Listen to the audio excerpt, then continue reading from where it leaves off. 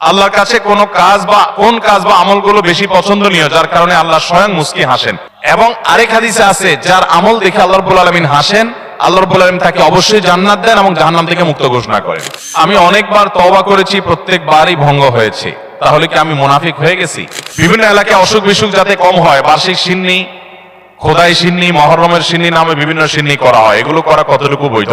মহিলাদের জন্য তালিম জায়েজ জানি, কিন্তু বর্তমানে মহিলারা যে সন্তান সংসার রেখে 2-3 দিনের জন্য তালিমে চলে যায় দূর দূরান্তে, এটা ইসলামের দৃষ্টিতে কতটুকু বৈধ? না, বিশেষ উদ্দেশ্য ছাড়া ফেসবুক বা মেসেঞ্জারে 3 বার কবুল বলি, তাতে কি আল্লাহর দরবারে বিয়ে কবুল হয়ে যাবে? এতে কি কোনো গুনাহ আছে? পোলাপান বাদরামি করার জিনিস খুঁজে পাও না। না, আমি এখান থেকে গ্রামে যাব এবং ওই দিনই আবার চলে আসব, এক্ষেত্রে আমার নামাজ কি কসর করতে হবে? দেখুন, গ্রামে আমরা প্রত্যেকে যার যার বাড়িতে যখন যাব, সেটা আমাদের মূল ঠিকানা, আসল ঠিকানা হলে সেখানে আমি 1 ঘন্টার জন্য যদি যাই, নামাজ আমাকে পুরো পড়তে হবে। নিজের স্থায়ী ঠিকানাতে কখনো কসর হয়? পথে কসর হবে। বাড়িতে যখন চলে গেছেন, আপনার বাড়ি কুমিল্লাতে, আপনার বাড়ি চট্টগ্রামে, আপনার বাড়ি বগুড়াতে বা খুলনাতে বা সিলেটে, আপনার বাড়ি যেখানে হোক না কেন, যখন সফরের দূরত্ব হবে, নিজের স্থায়ী ঠিকানায় 1 ঘন্টার জন্য যদি যান, সেখানে পুরো নামাজ পড়তে হবে, কসর চলবে। কিন্তু কিছু লোক আছে, গ্রামে বাড়ি আছে ঠিক আছে, কিন্তু তাদের গ্রামের বাড়ি এখন স্থায়ী ঠিকানা না। ধরুন আপনি ঢাকা শহরে বাড়ি কিনছেন বা ফ্ল্যাট কিনছেন, পাসপোর্টে, এনআইডিতে, সরকারি সব কাগজে পত্রে ঠিকানাতে আপনি স্থায়ী ঠিকানাও এটা, বর্তমান ঠিকানাও এটা। গ্রামের বাড়ি আছে, কিন্তু ওটা আপনার স্থায়ীও না, বর্তমান ঠিকানাও না, জাস্ট বেড়াইতে যান, ভাই ব্রাদাররা আছে, অন্যরা আছে, তাহলে ওইটাতে আপনি গেস্ট, সেখানে আপনি কসর পড়বেন। এবং এটা আপনার স্থায়ী এবং বর্তমান ঠিকানা হলে, অনেকে আছে বাড়িতে জমি জমা আছে, শুধুমাত্র থাকার ঘর বাড়িও নাই এবং ভাগযোগ হয়ে গেছে, সে শুধু গেস্ট হিসেবে যায়, ভাইদের মেহমান হয়ে যায়, তাহলে সে কসর পড়বে। আর না হলে স্থায়ী ঠিকানায় গেলে 1 ঘন্টার জন্য সে কি করতে হবে? পুরো নামাজ পড়তে হবে, যদি স্থায়ী ঠিকানা হয় তার গ্রাম। এরপরে প্রশ্ন হলো, আমি অনেকবার তওবা করেছি, প্রত্যেকবারই ভঙ্গ হয়েছে, তাহলে কি আমি মুনাফিক হয়ে গেছি? না ভাই, তওবা হওয়ার পর তওবা ভেঙে যাওয়াটা অস্বাভাবিক নয়। আপনারা খুশি হবেন শুনে, আমাদের রব আল্লাহ রাব্বুল আলামিনের একটা গুণবাচক নাম হলো তাওয়াব। কি নাম ভাই? তাওয়াবের মানে জানেন? আল্লাহু আকবার। রিপিটেডলি, বারবার যিনি বান্দার তওবা কবুল করেন। এই জন্য ভাই, একবার গুনাহ হয়ে গেছে, আল্লাহর কাছে তওবা করেছেন, চেষ্টা করছেন যে আর যেন না হয়, কিন্তু আবার শয়তান কাত করে ফেলে দিয়েছে, আবারও তওবা করে ফেলবেন এবং দুর্বল হবেন না। এখানে ইবলিস আপনাকে বলবে, তুই এতবার একই কাজ করে তওবা করছস আল্লাহর কাছে, আবার কোন মুখে তওবা করবি? থাক, বাদ দে। আপনার তওবা থেকে দূরে সরাবে। এটা হলো শয়তানের সবচেয়ে বড় অস্ত্র। কখনো নিরাশ হওয়া যাবে না।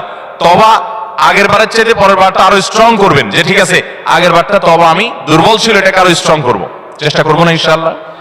তাহলে তওবা বারবার করতে হবে, বারবার করতে হবে। ভেঙে গেলে আরো শক্ত, হার্ডলি তওবা করতে হবে, নিজের প্রতি নিজে শাসন চালাতে হবে, এভাবে ইনশাআল্লাহ সামনে আগাইতে হবে। ভারতবর্ষে একজন কবি বলেছেন, আরে ये कुश्ती तो है अमर भर की, कभी वो दबा ले कभी तू दबा ले।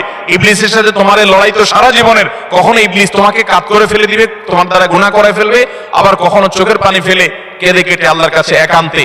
ভাইরা, কিছু নির্জন সময় কাটানো দরকার। আমাদের কোনো নির্জন সময় নাই। নির্জন সময় হলে ওই মোবাইলে আমরা ঢুকে পড়ি, মোবাইল টোবাইল বন্ধ করে ফেলে দিনে রাতে 24 ঘন্টার ভিতরে 5 ওয়াক্ত নামাজের পরে আগে যে কোনো সময় অন্তত 2-4-5টা মিনিট একটু চিন্তা ভাবনা করবেন, একটু নিজের হিসাব মিলাবেন, আল্লাহর সাথে কথা বলবেন। আজকে একটা গুনাহ হয়ে গেছে, আজকে একটা কাস্টমার মহিলা আসছে, তার সৌন্দর্য দেখে তাকে নিয়ে বাজে চিন্তা জল্পনা কল্পনা করেছি, নোংরামি করেছেন, গুনাহ কাজ করেছেন। কোন কাস্টমার এসেছে, তার সাথে ফাঁকি ঝুঁকি দিয়েছেন, 2 নাম্বারই করেছেন, মিথ্যা কথা বলেছেন, কিনা দর এত আছে বলেছেন, আসলে এত আসে নাই। এই যে মিথ্যা বলেছেন কয়টা টাকার জন্য, এই টাকা দুনিয়াতে থেকে যাবে, মিথ্যাটা আপনার আমলনামা যুক্ত হয়ে আখিরাতে যাবে। এইসব কথা চিন্তা করে আল্লাহর কাছে চোখের পানি ফেলে একান্তে, আল্লাহ করে ফেলেছি আজকে শয়তানের পালায় পড়ে, আল্লাহ খেয়াল ছিল না, আপনি মাফ করে দেন। মালিক, আপনি মাফ না করলে কিয়ামতের ময়দানের শাস্তি হবে ভয়াবহ। দুনিয়াতে আপনি ছেড়ে দেন, আল্লাহ মাফ করে দেন। মাফ চায়া দুনিয়া থেকে ওইটাকে নিষ্পত্তি করেন, একটু চোখের পানি ফেলেন, সিজদায় পড়ে যান, 2 রাকাত সালাতুত তওবা নামাজ পড়ে আল্লাহর কাছে মাফ চান, এরপরের দিন আরো স্ট্রং করেন। এভাবে আপনি লড়াই চালাতে থাকবেন। আরে ये कुश्ती तो है अमर भर की, कभी वो दबा ले कभी तू दबा ले। শয়তান গুনাহ কমা আপনার দ্বারা করায় আসে জিতে যাবে, আর আপনি তওবা করে চোখের পানি ফেলে গুনাহ মাফ করিয়ে তারপরে আপনি শয়তানের উপরে জিতে যাবেন। তওবা করতে থাকবো তো ইনশাআল্লাহ। তওবা করতে কখনো ক্লান্ত হবেন, তওবা অব্যাহত রাখবেন, অনবরত রাখবেন। দুনিয়াতে কোনো ফেরেশতা মানুষ নাই, সবাই গুনাহ করে। এর মধ্যে সবচেয়ে উত্তম মানুষ হলো গুনাহ করার পর যে নিজের ভুল বুঝতে পারে নিজেকে শাসন করে সংশোধন করে সে তওবা করে মাপ চায়। মনে রাখবেন, যে ব্যক্তি তওবার শর্ত আদায় করে তওবার শর্ত কি? তওবার শর্ত হলো যা আদায়, যে কাজটা করেছি গুনার কাজ, এটার জন্য নিজেকে নিজে শাসন করলাম, কেন আমি এত নিকৃষ্ট কাজ করলাম, আল্লাহ আমার প্রতি কত ইহসান করেছেন, কত অনুগ্রহ করেছেন, আমার জীবনে কত বিপদ এসেছে আল্লাহ উদ্ধার করেছেন, তাহলে আমি কেন গুনার কাজটা করলাম? নিজেকে শাসন করা, ভবিষ্যতে না করার পরিকল্পনা করা, লজ্জিত হয়ে চোখের পানি ফেলে আল্লাহর কাছে মাপ চাওয়া, এই কাজটা যদি বারবার করেন আপনি নিশ্চিত থাকতে পারেন আপনার তওবা দিন দিন আস্তে আস্তে স্ট্রং হবে এবং একটা সময় আপনি গুনাহ ছাড়তে পারবেন ইনশাআল্লাহ। এই জন্য তওবা কখনো ছাড়া যাবে, যতবারই তওবা ভাঙুক তওবা আরো স্ট্রং করে করতে হবে। এরপর প্রশ্ন হলো, কেউ কালো জাদুগ্রস্ত হয়েছে এমন যদি জানতে পারে তাহলে তার করণীয় কি? এ বিষয়ে আমরা বিভিন্ন জায়গায় প্রশ্ন পাই, ভালো করে শুনে রাখেন। বিশেষ করে আপনারা পুরান ঢাকার কাছাকাছি এলাকার মানুষ, পুরান ঢাকায় সবচেয়ে বেশি, চট্টগ্রামে প্রচুর পরিমাণে আছে। আমাদের দেশে এখন ব্ল্যাক ম্যাজিক, কালো জাদু যেটাকে আমরা বলি, এই কালো জাদু টোনা এগুলো এই পরিমাণ বাড়ছে, আমি সারা দেশে ঘুরে বেড়াই, শত শত হাজার হাজার মানুষের প্রশ্ন আমার কাছে আসে। প্রতি সপ্তাহে এভারেজ আমার কাছে অন্তত 25 থেকে 30 হাজার প্রশ্ন মানুষের আমার কাছে আসে আলহামদুলিল্লাহ। শুধুমাত্র শুক্রবারের লাইভে আমাদের 15 থেকে 20 হাজার এক ঘন্টার মধ্যে প্রশ্ন আসে। এই হাজার হাজার প্রশ্ন নিয়ে আমরা কাজ করি। মানুষের অবস্থা আমি জানি প্রশ্নগুলোর মাধ্যমে। এই দেশে প্রতিটা ঘরে ঘরে ব্ল্যাক ম্যাজিকের রোগী আছে। আল্লাহ যাকে বাঁচাইছে তারা ভিন্ন, কিন্তু আমি দায়িত্ব নিয়ে বলতে পারি ম্যাক্সিমাম ফ্যামিলিতে ব্ল্যাক ম্যাজিকের রোগী ভরা, আমরা টেরও পাচ্ছি না। ছোট পোলাপান অস্বাভাবিক চিল্লাচিল্লি, অস্বাভাবিক দুষ্টামি, ওই দুষ্ট জিনের উপদ্রব অথবা ব্ল্যাক ম্যাজিক। অসুস্থ, কোনোভাবে ভালো হচ্ছেন না, বহু ট্রিটমেন্ট করছেন, চেক আপ করেছেন, ডায়াগনোসিস হচ্ছে না।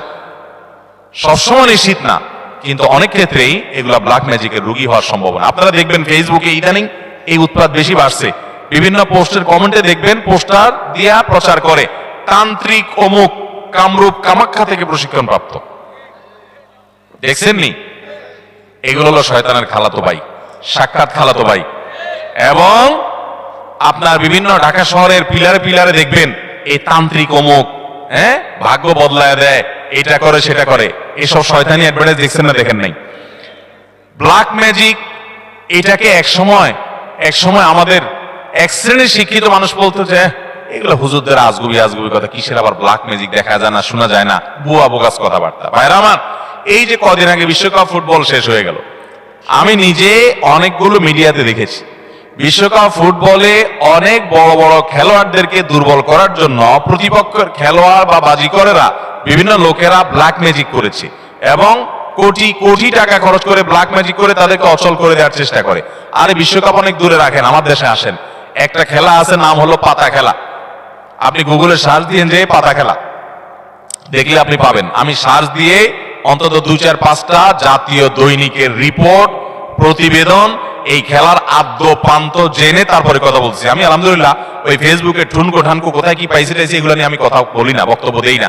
আমি চেষ্টা করি যেটা বলবো সেটা জেনে শুনে দায়িত্ব নিয়ে তারপরে আমি বলার চেষ্টা করি। এই পাতা খেলার উপরে আমি অনেক পড়াশোনা ঘাটাঘাটি করেছি, অনলাইনে অনেক আর্টিকেল পড়েছি, অনেক প্রতিবেদন পড়েছি। আমাদের দেশে হয়, আপনার উত্তরবঙ্গের দিকে বিশেষ করে হয়, অনেক জেলাতে। এই পাতা খেলাটা অবাক করা এক খেলা, যে এটা পুরাটাই ওই জাদু মন্ত্রের খেলা। এবং এটা আমাদের দেশে অনেক আগে থেকে একসময় হিন্দুদের মধ্যে প্রচলন ছিল। এখন মুসলমানরা এটা কোনো দোষী কিছু মনে করে না, পড়তেছে। রীতিমতো কুফরি এবং ঈমান চলে যাওয়ার মতো বিষয়। এখানে কুফরি কিছু মন্ত্র আছে, শয়তানি কিছু মন্ত্র আছে।